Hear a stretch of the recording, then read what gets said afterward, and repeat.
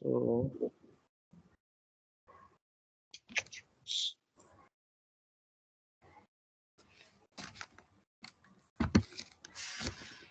today we will talk about a small topic, okay? And from tomorrow I'll start SAN, okay?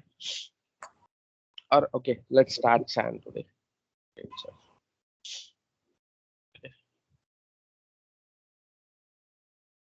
SAN. So the full form of SAN is storage area. Network. Can you mute yourself? Yeah, network. Okay, that is the full form of SAN, storage area network.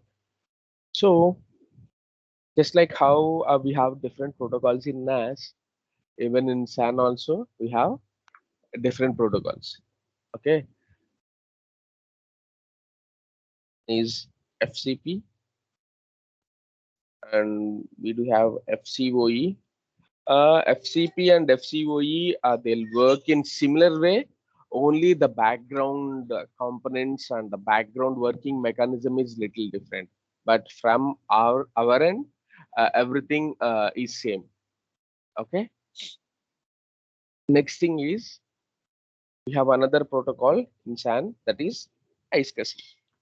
Okay, so these are the protocols in SAN.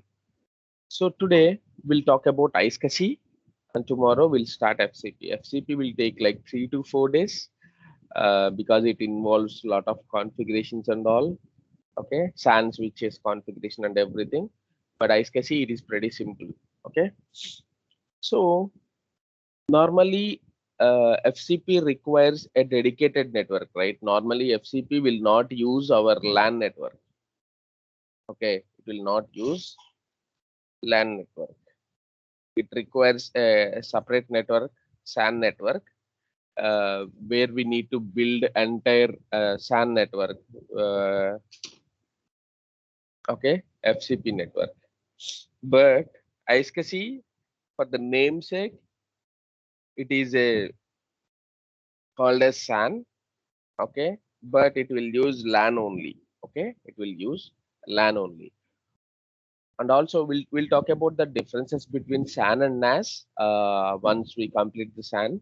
Okay, then you'll understand. Okay, why what is the difference between SAN and NAS? Okay, iSCSI is a SAN protocol only, but you don't require a dedicated network. Okay, like FCP.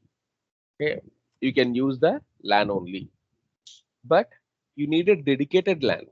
Okay, it requires a dedicated LAN. That means nothing but you need a virtual LAN, separate virtual LAN for iSCSI. That is a recommended best practice. Okay, best practice. So full form of iSCSI is Internet Small Computer System Interface. Okay, that is the full form of iSCSI, Internet Small Computer System Interface. So here, first, whenever you are configuring something, like if it is a CIFS or NFS, whatever it is, okay, iSCSI, first you need to check the license. Like I forgot to mention it in CIFS and NFS. Whenever you are configuring something, you need to check the license. So what is the command to check the license? License show. Okay, this is the command to validate that if you have if the protocol is licensed or not. If you see here, see iSCSI is licensed. It is showing all the things which we have licenses. Okay, CIFS, NFS, iSCSI, FCP, Snap Restore, all these we have license for them. Okay, our first step is done. Now, second step is verify that iSCSI is already configured or not. vServer iSCSI show. Okay, this is the command to check the iSCSI status. See, it is showing empty. Okay, that means iSCSI is not configured. Now we need to configure it. Configuring the iSCSI is pretty simple. Okay, vserver iSCSI. Okay, create vserver name. I just want to configure it on top of SVM1 only. Target alias.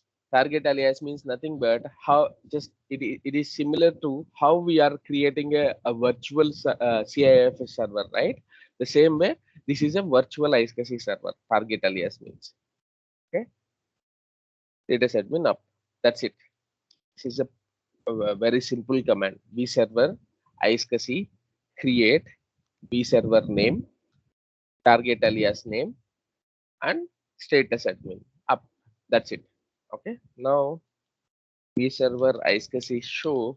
If you run this command here, see it is showing some data like your vserver name, IQN number, target alias name. That means iSCSI virtual server name and status of the iSCSI service.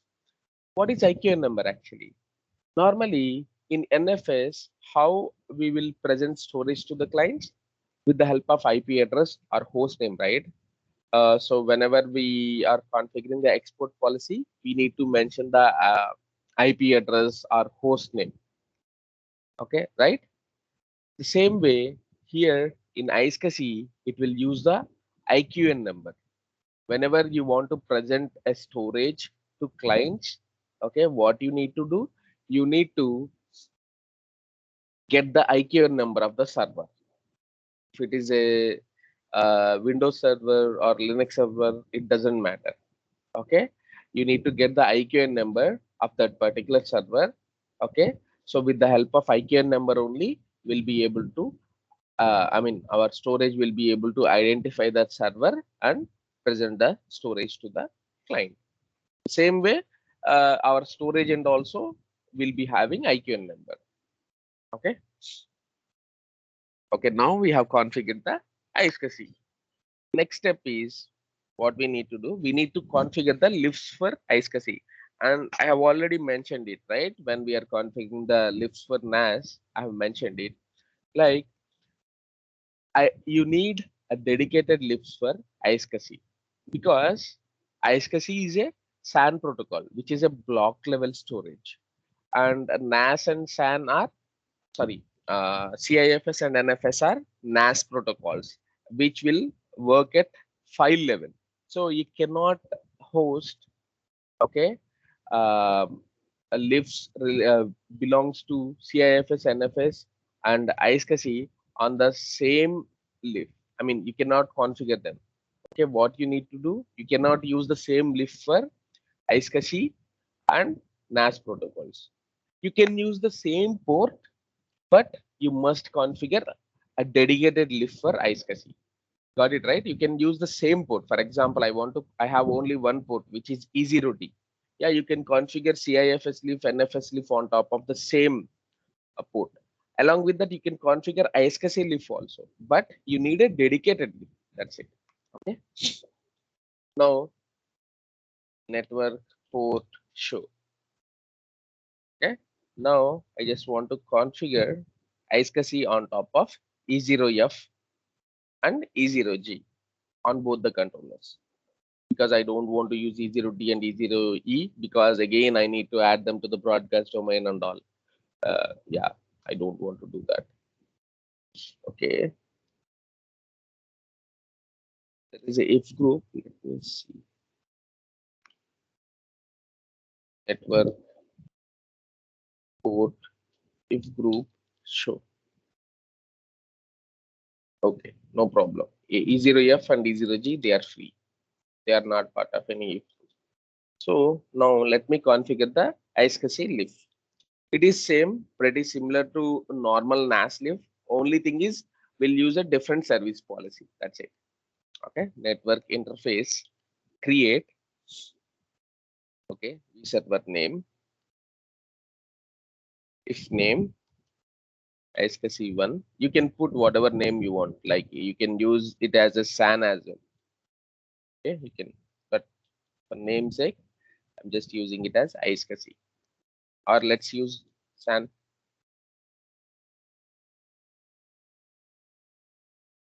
Now here under service policy, no, you cannot use the default files. Okay, you need to use default data blocks. Okay, next role data protocol iSCSI address 192.168.0.131. Okay, subnet mask 255.255.255.0. Home port. I want to configure it on top of E0F, right? That is what I told you.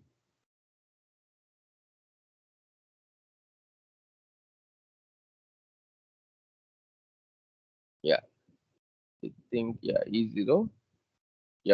Yeah, data admin up. That's it. Hmm.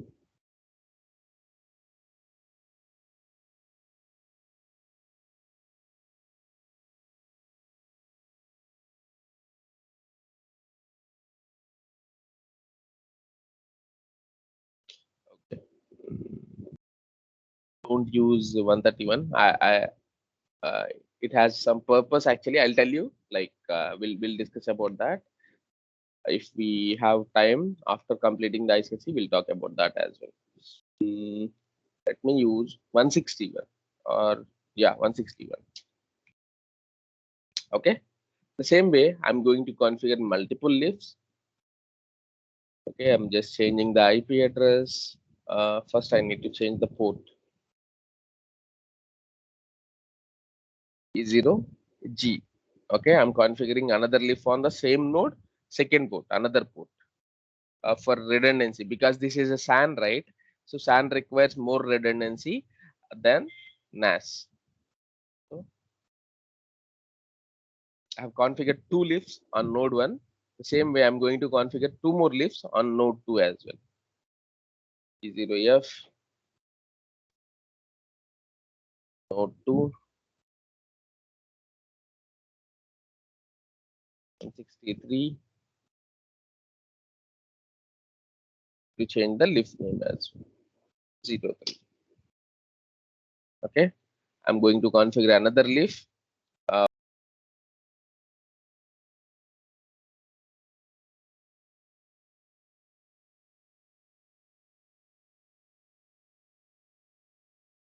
before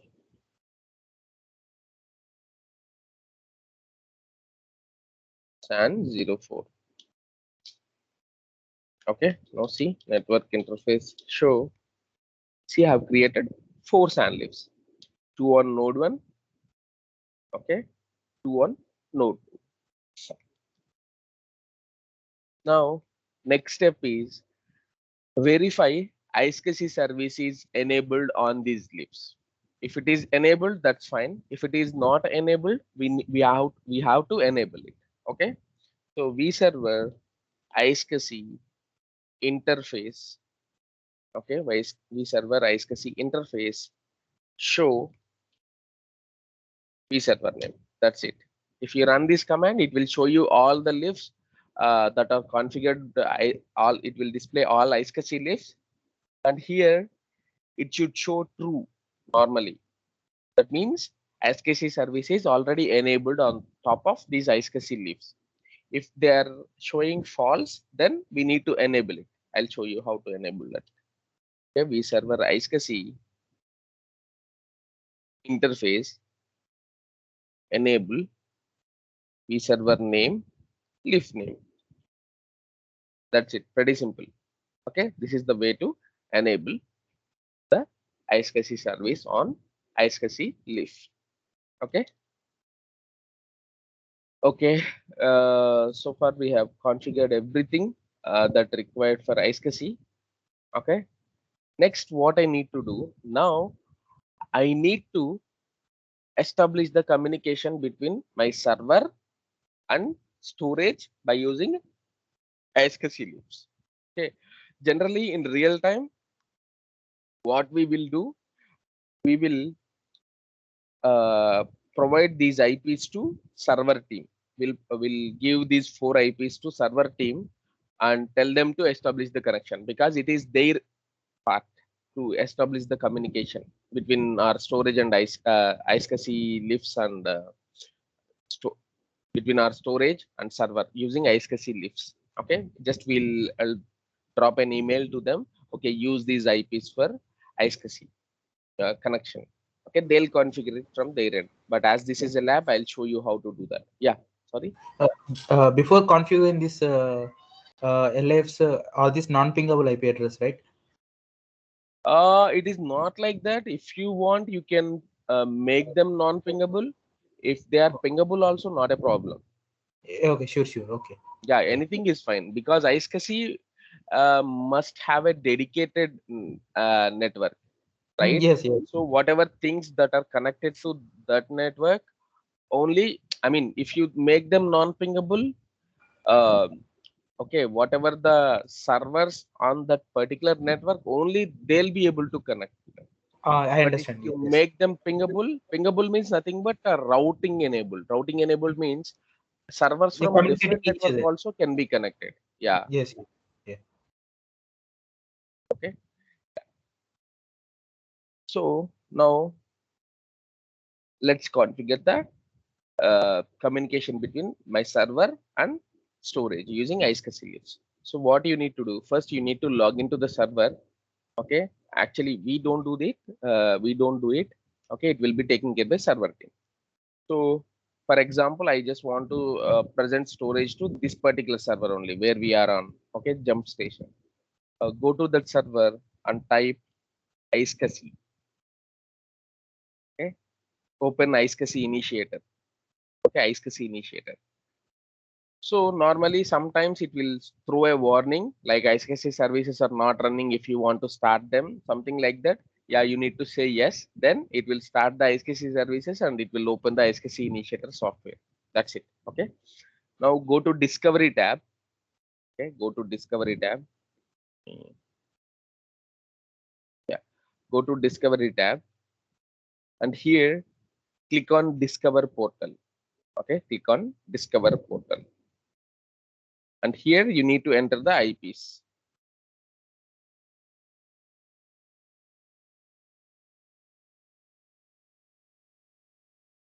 Okay, and this is the default port which iSCSI will use. 3260 is the default iSCSI port. Okay, 161. Same way, you need to add all the IPs.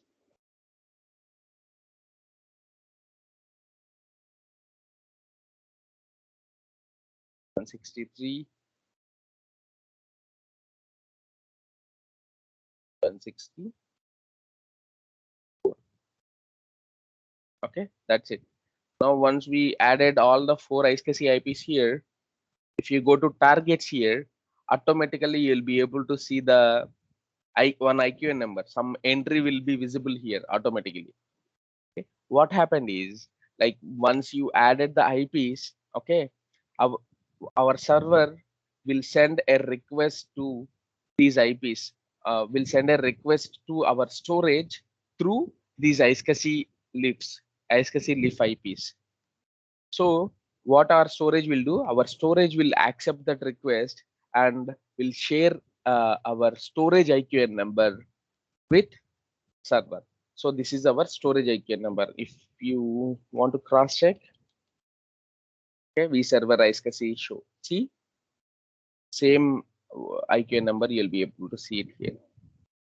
We can cross verify if you want, like blah blah vs.3 vs.3. It will show you here. See, vs.3 in the end, 819 colon vs.3.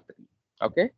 So what you need to do, just it is inactive now. What you need to do, you need to make it activate it. Okay, just click here and click on connect. Okay, select that and click on connect. Here you need to check on enable multipathing as well. We'll talk about that, like what is multipathing and all little later. Okay, click OK. That's it. Now it is showing as connected. That means now the communication between our server and storage is enabled. Okay. Now what I need to do, it is not, let me,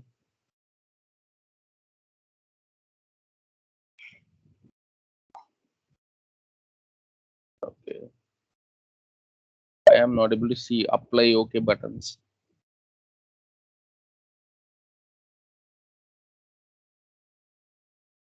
Okay, let me see if it is saved or not.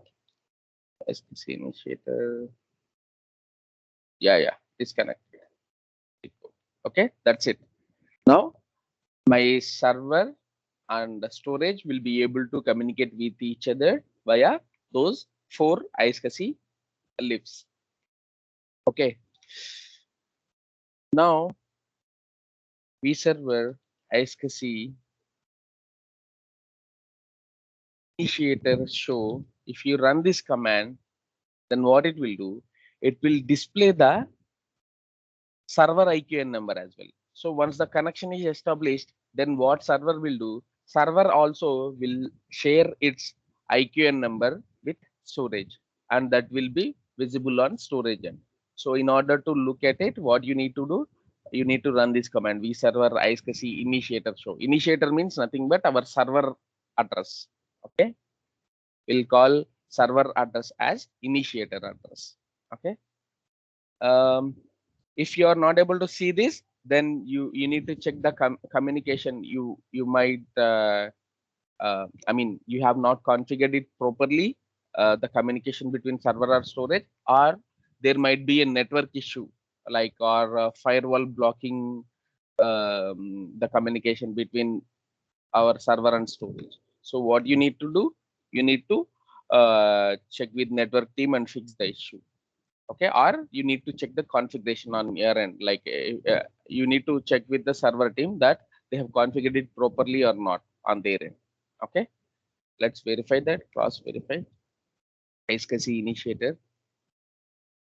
In order to get the server IQN number, you can go to configuration tab. In configuration tab, it will display our server IQN number. See, jumphost.demo.netapp.com, jumphost.demo.netapp.com, like that.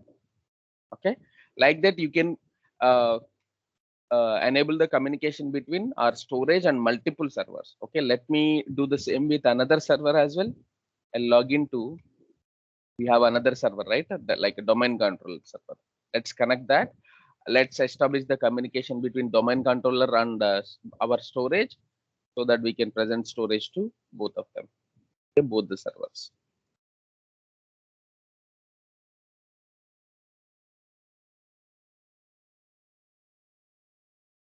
Okay, now just go to, click on search bar, type iSCSI. Okay, now this is the warning I discussed about. Like iSCSI services are not running now on this server. If you want to enable, click on yes. Yes, I want to enable them. That's it. It enabled iSCSI services, and now it is up. Again, you need to go to you need to follow the same procedure. Go to Discovery tab, Discover portal. You need to enter the IPs one by one.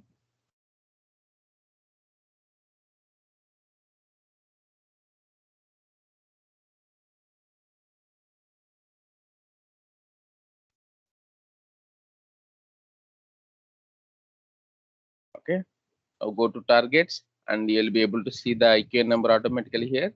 Just click on connect, enable multipathing, click OK, and click OK. That's it. Now the connection is already will be established between my server and storage. If you run the same command again, vserver iSCSI initiator show, now you will be able to see another IQN number. See, tc.demo.netapp.com. This is for the second server, which is a domain controller server IQN number. Okay, this is how you need to establish the communication between server and storage. Okay, now our basic iSCSI configuration is completed. Now we can present storage to servers. So normally, as I told you, we cannot present a volume or queue tree to uh, SAN host via SAN protocols. That is not supported. So we have a dedicated logical partition called LUN. Okay, you need to create a LUN. Okay, LUN means logical unit number. Okay, you need to create a volume. On top of that, you need to create LUN, and you can present that LUN to the client. Okay, LUN is also nothing but it is a logical partition only, but this logical partition is compatible with block protocols. Normally, volume and queue-tree they are not compatible with the block protocol. Block protocols. That is the reason you need to create a LUN whenever you want to present a storage via SAN protocols. Okay, logical unit number LUN means nothing. Pretty simple. The procedure is this is a volume. On top of the volume, you need to create a LUN. Okay. Now, what I need to do, I have to create a yeah. This is a volume. Let's assume that this is a wall one or something like SAN wall. Okay. Next thing is SAN LUN. I have created a LUN here, and I need to create a I group.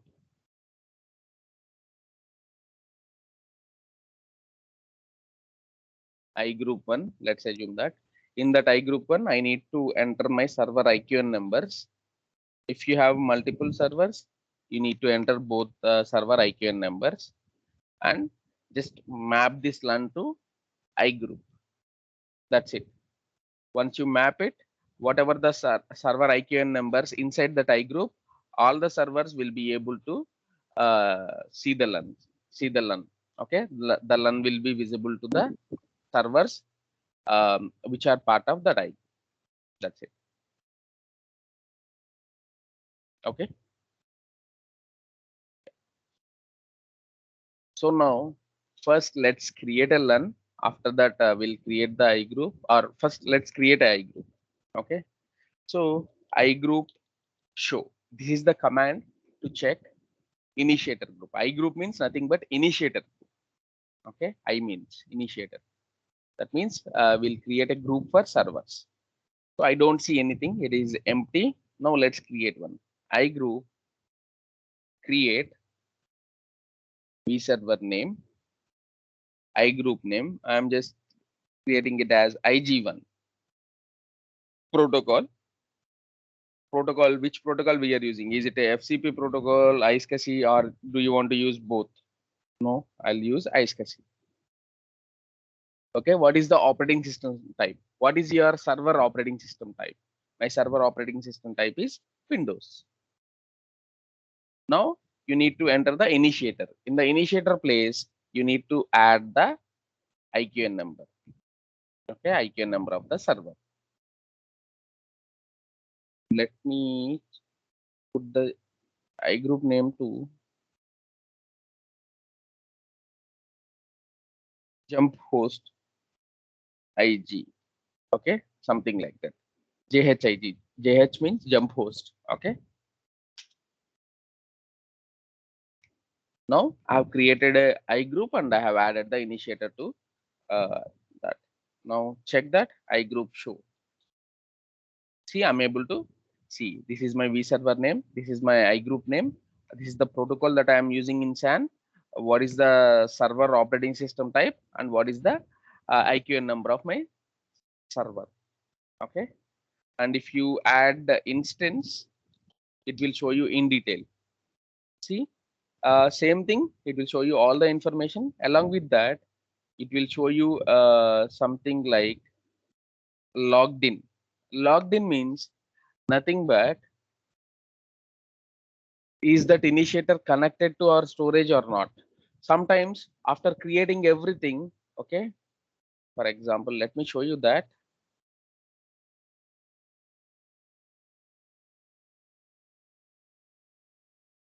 I've disconnected it.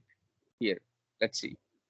See, now if I run instance command again, see it is showing not logged in. That means the communication between my server and storage is not there. That is the reason it is showing not logged in. That means the IQ number, I mean, even though if I create a LUN and map it to the I group, still my server will be not able to see it because of communication issue. So what we need to do, we have to make sure that it is logged in all the time. Okay.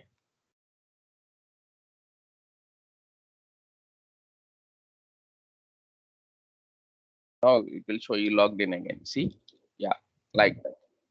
Okay. Aluva and all, we'll talk about them a little later. Okay, maybe not today. We'll talk about them a little later. Maybe when we are discussing about FCP, we'll talk about Aluva and all. Okay. Now I group creation completed. Now what we need to do? Let's create a volume. Volume create. We server name, volume name like SAN wall. Aggregate name, size. One more thing, guys. Like if you want to create a 10 GB LUN, you must create a volume bigger than that. Like for example, you need to create it like 11 GB or something like that. If you want to create a 1 TB LUN, you must create a volume like 1.1 TB like that. That is what recommended. Like you need to have at least 10% extra space. That is a recommended size generally. Okay. So here I just want to create a 10 GB LUN. So I'm creating a volume of 11 GB. Okay. uh, and remaining things, guys, for SAN volumes, like the volumes where you want to host LUNs, you don't need to worry about the security style. You don't need to worry about the junction path. Yeah, all those things are not required. And percentage snapshot space, yeah, I don't want to maintain any snapshots because this is a SAN. Okay, I'm just keeping it empty. Okay, and the snapshot policy also I'm just keeping in none.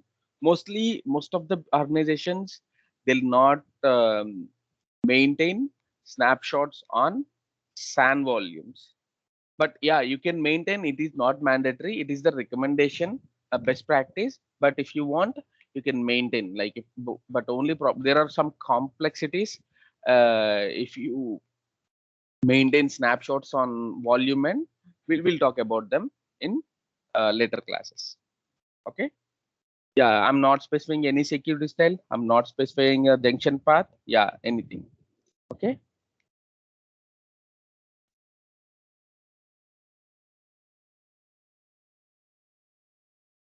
Now I've created a volume. Now let's create a LUN on top of it. LUN show. This is the command to check the LUNs. See, I don't have any LUNs. Now let's create a LUN. LUN create vserver name hyphen volume name SAN wall. Okay.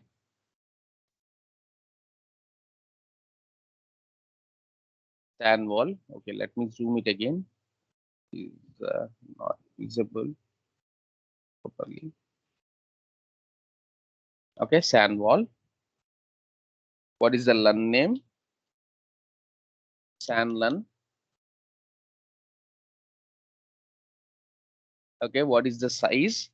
10 GB. What is the operating system of the server you are assigning LUN to? It is a Windows operating system server. Okay. See, you have lot of operating systems. So to whatever server you are assigning this LUN, you need to mention the operating system here. You have to be very careful, guys. I mean, it is not recommended to use a different operating system flavor here. Like if you are assigning to Windows, use Windows only. Don't mention Linux or some other operating system here. Okay. Yeah, space reserve is nothing but thick LUN or thin LUN. Space reserve enable means the space 10 GB of space will be immediately reserved from the volume. Okay. If you disable it, then the 10 GB of space, I mean, it will become thin LUN. That means it will not reserve the space from the volume immediately. when my client started using that, then only it will start occupying the space from the volume. Same concept, just like volume here. This is a thin or thick concept on LUN level also. But mostly it is best practice to use thick LUN, thick LUN only. That is a best practice. Okay. Yeah, that's it. See now 10 GB LUN got created. Now if you run LUN show command, see it is displaying my vServer name, my LUN path. You'll get a path, a LUN path, that is state of LUN. It is showing is it mapped to any I group or not. It is unmapped. It is showing unmapped because my LUN is not mapped to any I group. What is the OS type of LUN? What is the size? Everything it will display. Now what I need to do? I need to map my LUN to I group. So LUN map vServer name LUN path. You need to specify the LUN path here and I group name. JHIG1, sorry, JHIG, right? And LUN ID. LUN ID means nothing but it is a identification number of the LUN. Just like how whenever we are creating export policy rules, inside export policy, we are providing a number, right? The same way, this is a identification number for that LUN within that I group. But LUN ID will play a very important role. Like from server end, okay, they'll be not able to see LUN name or LUN path. They'll be able to recognize the LUN with help of LUN ID only. Okay, with the help of LUN ID, and LUN will be having a serial number. With the help of that serial number and LUN ID only, server team will be able to recognize the LUN. I'll show you all those things. Okay, the LUN ID cannot be repeated. Like for example, now I have created one LUN, right? If I am creating another LUN and I'm mapping it to the same I group, you cannot repeat the same LUN ID again. Okay, now I'm using one. You cannot repeat one again. You need to use a different number. Anyway, it will not allow you. It will throw a warning. Okay, that's it. Now, if you do LUN show, see it will show you as map. Okay, and if you want to know in detail information about a mapping, LUN mapping show vServer name and LUN path. So if you run this command, what it will do, it will show you in detail information like our vServer name, LUN path, to which I group it is mapped, what is the LUN ID, which protocol it used, everything it will show you. Okay. Now let's see. That's it. Our part is done. What we need to do, we need to just provide this information to server team. From here, they'll configure on their end. It is their responsibility. Only they'll come back to us if they don't see the LUN on their end. If LUN is not visible on their end, then only they'll come back to us. But if it is visible from here, they'll take care of configuring the disk partition and everything. Okay. But as this is a lab, I'll show you how to do that. So what you need to do, you need to log into the server and go to search bar and type disk management, or type better type computer management. Okay, computer management. Okay, go to disk management there, disk management, click on disk management. See, I'm not seeing anything. I'm just seeing only two drives, right? One is a C drive and one is a system reserve. Now what I need to do, click on more actions and click on rescan drives, rescan disks. See, now I'm able to see a different partition, right? So this is the LUN that assigned from storage via iSCSI protocol. So just right click on it, go to properties. You'll be able to see the LUN ID, right? LUN one, right? LUN ID one, right? That we assigned. So that is what I'm saying. With the help of LUN ID only, we'll be able to identify the LUNs. Okay. So yeah.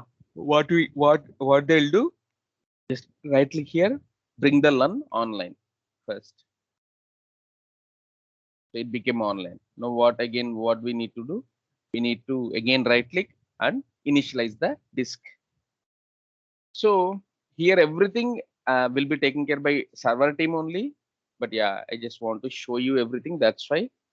So here, when you click on initialize disk, it will open up a new window, pop-up window.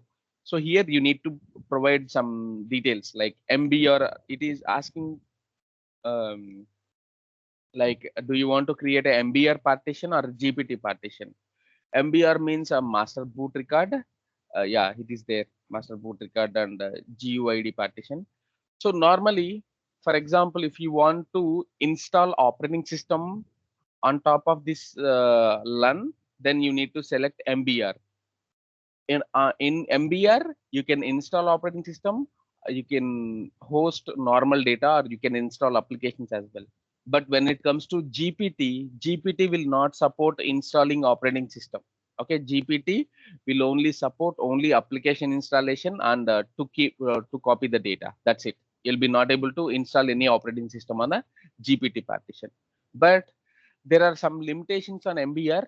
MBR cannot we cannot expand beyond 2 TB MBR partition. So if you want a single partition beyond 2 TB, then you must go ahead with a GPT partition only. Like that. These are all things related to Windows. We don't need to know all these things. Okay. So yeah, I'm just creating a MBR partition. Click OK so that it will become online. Now what I need to do? Now right click on this empty space, select new simple volume. It will again pop up a wizard. Okay, click next. So do you want to use entire space or do you want to use only some of it? It is a total 10 GB available. Like if you want, you can create only 5 GB logical partition, and the remaining 5 GB will be available as unallocated here. You can use it later. But yeah, let's use everything. Not a problem, right? Yeah. Now select the drive letter. I just want to use N. Okay. Click OK. And here, do you want to keep some name for this volume? Yeah, let's keep Netapp.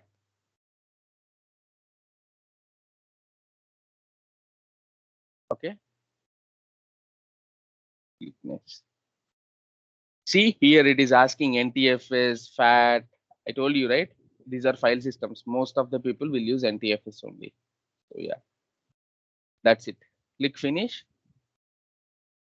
See, now my disk assigned from SAN is ready. Now, if you go to this, cancel it. If you go to my computer, click on this PC. Yeah, see, you'll be able to see the SAN LUN assigned to this server as a normal disk. See, just like it is a same like a C drive, right? So you can go there, you can copy, you can do whatever you want. Like for example, like I want to install something, like I want to install some, yeah, I want to install WinSCP. Let's do that.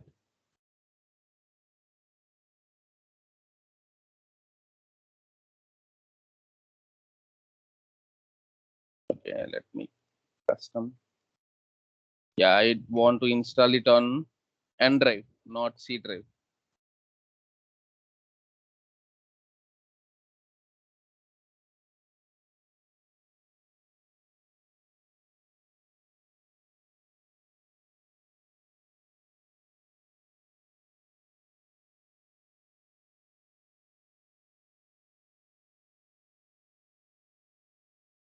See, like that, you can install applications, you can host databases. Yeah, that is a SAN storage. SAN storage will give you a very good performance when you compare it with NAS. Okay,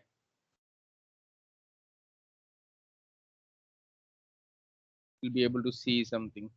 Let me go back to my computer, this PC, and see.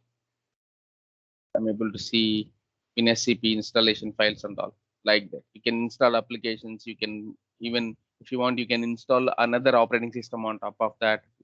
For example, on this server, I just want to maintain both Linux and Windows as well. Like, yeah, if you want, you can install Linux on this partition, and you can boot it with Linux like that.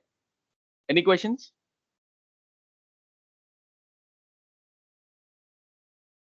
No, no. Cool. For example,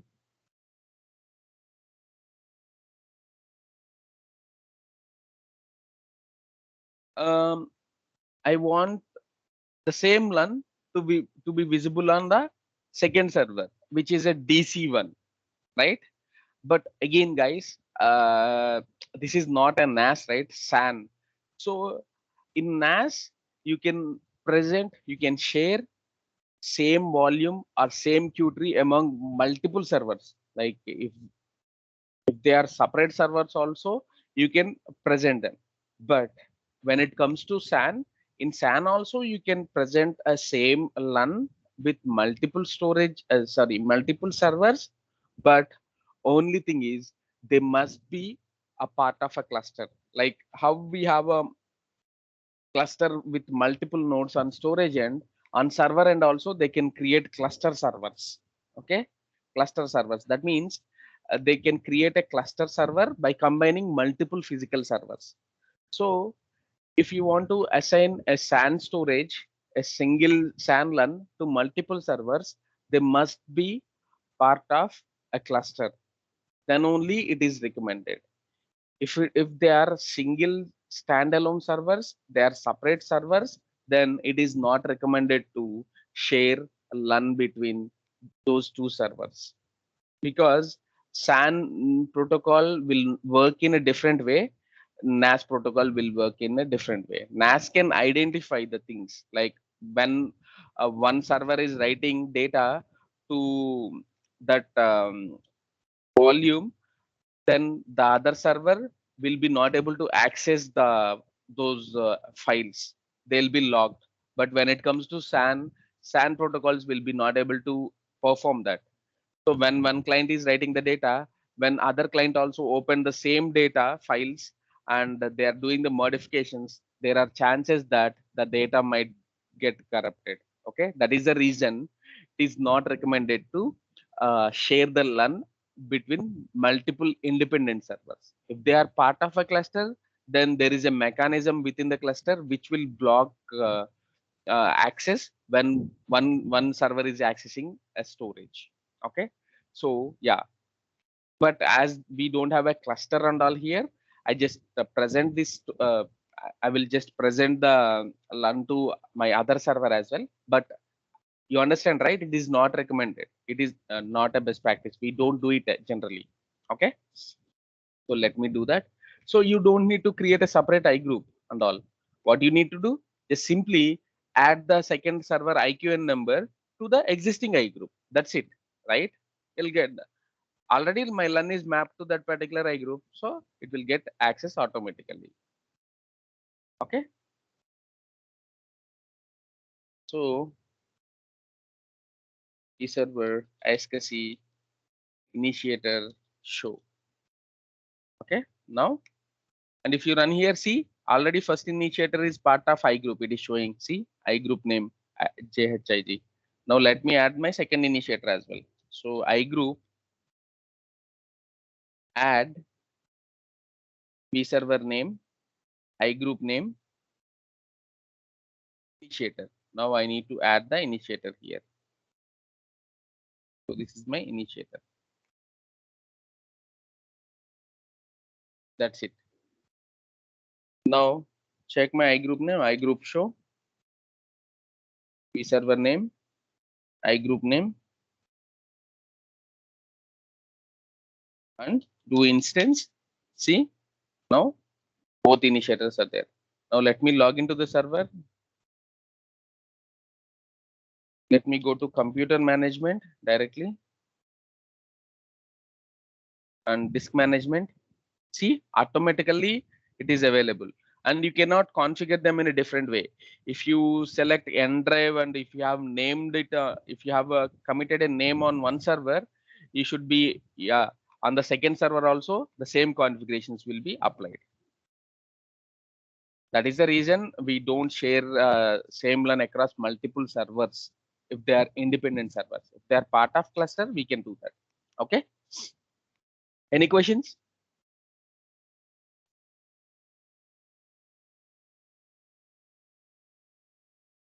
Okay.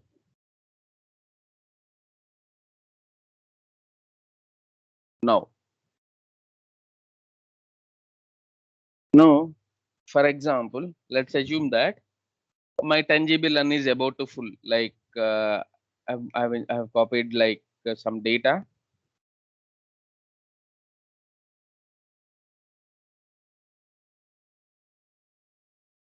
So it is about to full.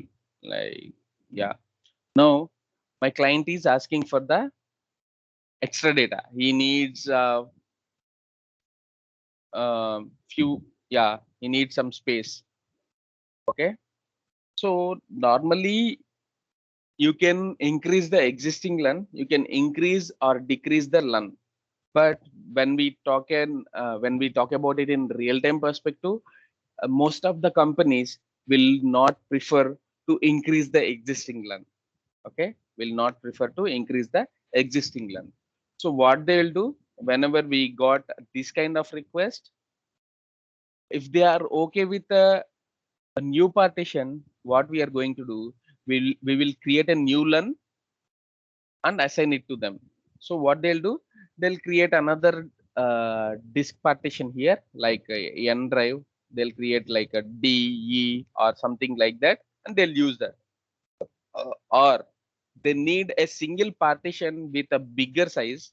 Okay, then what we'll do, we'll create a big LAN, 20 GB LAN, and we'll assign it to them. And what they'll do, they'll copy whatever the data they have on N drive uh, from N drive to the newly configured drive. After that, they'll release this N drive. We'll remove this LAN, old LAN. Okay, that is the way we can do. Normally, this is what most of the organizations will follow as a standard in real time. Okay, it is not recommended best practice to increase the existing LAN. Okay, um, yeah, because it is very critical, or it is very difficult. Like if you don't follow it properly, it might corrupt all the data in within your LAN. That is the reason. Okay, you understand, right? What I'm saying.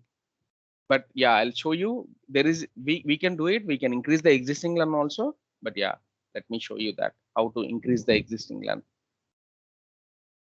So whenever you want to increase the LAN, first you have to make sure that you have enough space on volume. Okay. See, I don't have enough space on volume. I have only 1000 MB left. So let's increase our volume first. Volume size, server name, volume name plus 10 GB or 11 GB. Let's increase it with 11 GB.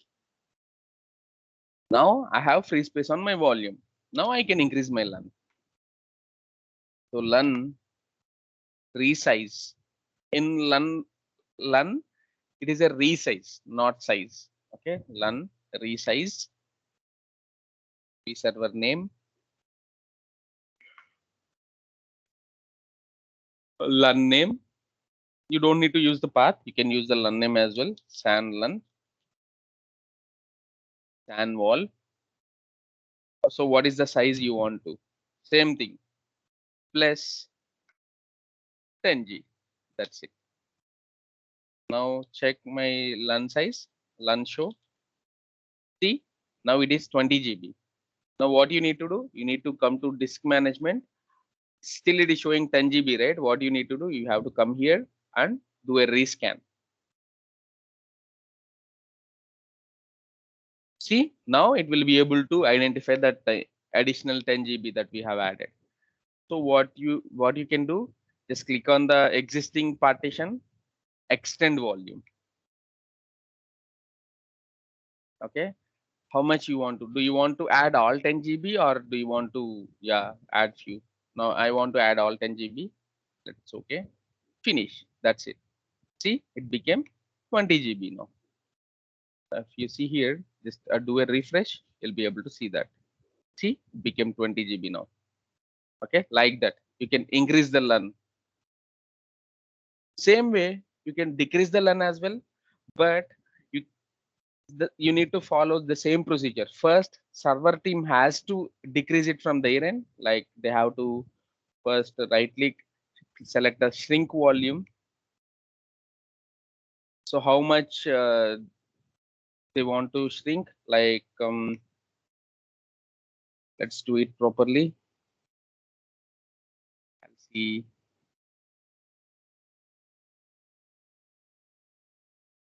I want to shrink 5 GB. So 5 into 1024 5120. Okay, 5120 shrink. That's it. So see, 5 GB removed from the partition. Now what I need to do? I need to go here, LUN, resize, vserver name,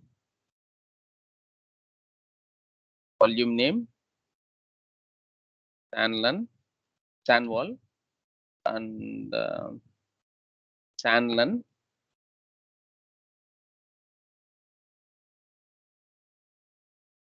and size minus 5 GB. See, what it is saying is reducing the LUN size without coordination with the host team may cause data loss or corruption. So use the force flag to, yeah, that is, it is not at all recommended to reduce the LUN size. Okay, but yeah, if you need to coordinate with storage team and do it properly, sorry, server team, or else it might corrupt the entire data in the LUN. So, and in order to reduce the LUN, you must use the force flag. That's it. Now check the LUN size. LUN show, see, it is 15 GB. And now if you do a rescan, you'll be not able to see that 5 GB. See, like that. This is the way you can increase or decrease the LUN. Okay, but you need to follow the procedure. If you want to decrease it, first you need to ask server team to shrink it from their end, then only you need to decrease it. Or else if you decrease it in without informing storage team, it will corrupt the data inside the LUN. Okay. Any questions? But in when it comes to NAS volume or Q3, you can increase it, decrease it without any issues. Only thing is you have to be very careful when you are dealing with the LUNs only. Okay, like that. For example, if the server requires a new LUN, additional storage, I mean new LUN, not existing LUN. Yeah. Any question? No. Okay. So let's create a new volume. The server name, SAN wall 2.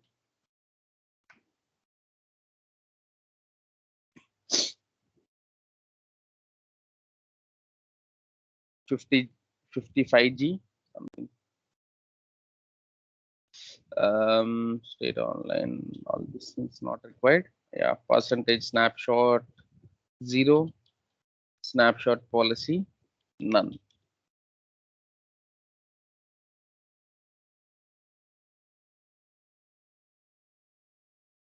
Done. Create vserver name, FN volume, and wall 2, SAN LUN 2. Size 50 GB, OS type Windows, space reserve enabled. That's it. Now what we need to do, if you run LUN show, it will show you the second LUN as well. Now do a LUN map. LUN map, vserver name, LUN path, I group name, JHIG, LUN ID 2. Already we have used 1, right? That's why we need to mention specify 2. That's it. Automatically you'll be able to see the LUN. See, even I don't need to rescan it. I'm able to see that 50 GB here automatically. Yeah, sometimes it will be visible without a rescan. Yeah. Okay, this is how. For example, I don't need I don't want my server 2, which is a DC1, to see these LANs. In that case, what you need to do? You need to remove that initiator IQN number from the I group. That's it. Okay, I group remove p server name, I group name, initiator address. You need to provide the IQN number of the yeah. This 10.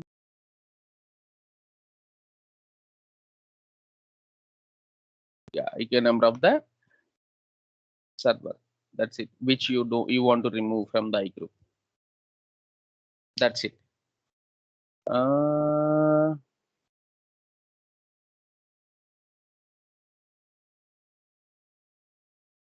that's okay.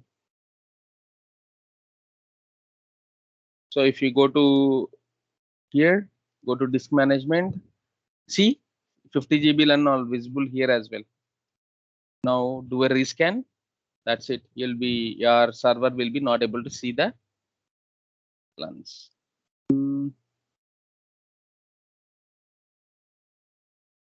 Should go. I'm not sure. Oh, okay. You need to enter into DC1 here. Here you need to perform. Computer management, disk management. See, yeah, you'll be not able to see them here because now this particular server IQN number is not part of that I group anymore. Okay, yeah, like that. If you want, you can create a separate I group for this particular server, as this is an independent server, and you can create new LANs and assign it to them. Okay, yeah, that's it. ISKC. Is there anything, any questions, or do you want me to repeat anything? Let me know, or else. Yeah, we'll talk about remaining things tomorrow. Like we'll start FCP also tomorrow. Okay, but most of the people, most of the organizations will use FCP only. Very less organizations will use iSCSI.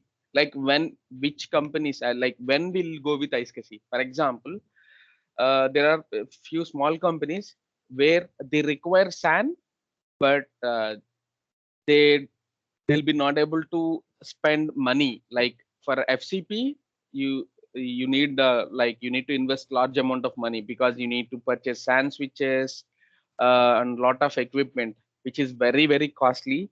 Like SAN switches itself, it will cost you, like if you want to purchase a high-end SAN switch, it will cost you like 2 crores, something like that. 2 crores, seriously. Yeah. So the companies who are not able to afford that much of money, what they'll do, they'll go with the iSCSI so that they'll get a SAN features. Okay, they can utilize the SAN protocol with their existing LAN environment. Yeah. Okay, guys. One more thing, just keep in mind, iSCSI is a again SAN. It will use LAN only, but it requires a dedicated network.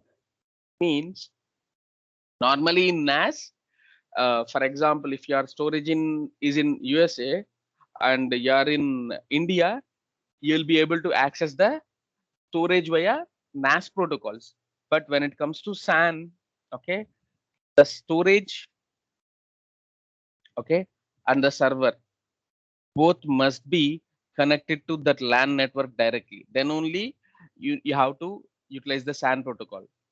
For example, my storage is in USA and my server is in a different location in USA, even not even different country, different location in USA also, it is not possible to use a iSCSI because SAN requires a direct connection with the same dedicated network.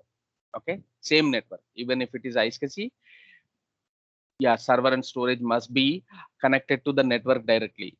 That is what Anvesh mentioned. Not pingable. That means normally for NAS will make the network routable. But when it comes to iSCSI, it doesn't matter if it is routable or not routable. Why will make it not non-routable? I mean non-pingable? Because normally if it is a routable network, na, those IPs will be communicate from anywhere. So there are some chances some people accidentally will try to utilize the iSCSI protocol from a different